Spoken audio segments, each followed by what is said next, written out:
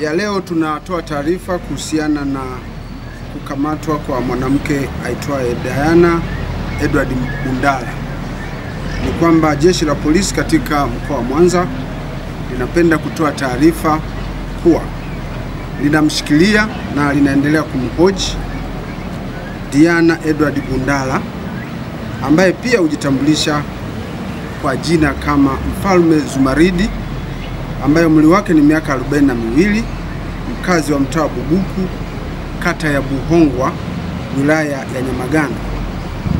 Mwanamke huyu ambaye ameyageuza makazi yake kuwa kanisa anatuhumiwa kuendesha shughuli za kidini bila usajili na kufanya mahubiri kwa waumini wake kwa sauti ya juu katika eneo hilo ambalo ni makazi ya watu na kusababisha usumbufu kwa majirani wanaoishi karibu na makazi yake hayo.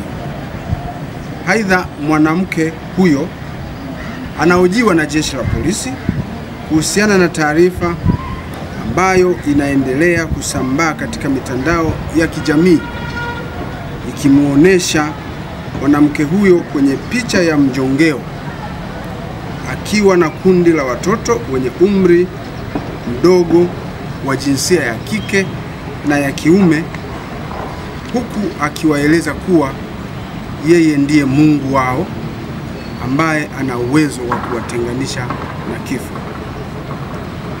Uchunguzi kuhusiana na tukio hilo unaendelea na jeshi la polisi linafanya uchunguzi huo likishirikiana na taasisi nyingine za serikali. Na wakati uchunguzi huo unaendelea, jeshi la polisi linaomba wananchi wenye taarifa mbalimbali zinazoweza kusaidia uchunguzi wetu ziweze kufikisha kwa jeshi la polisi ili ziweze kufanyiwa kazi. Uchunguzi kuhusiana na tukio hilo utakapokuwa umekamilika, hatua za kisheria zinazostahili zitaweza kuchukuliwa dhidi ya mwanamke huyu. Jeshi la polisi katika mkoa wa Mwanza, wakati linaendelea na uchunguzi kuhusiana na taarifa hizi, tunawaomba wananchi wawe na utulivu na kutupatia nafasi ya kuyafanyia uchunguzi haya. Mwanamke huyo ameshikiliwa na jeshi la polisi kama ambavyo nimesema,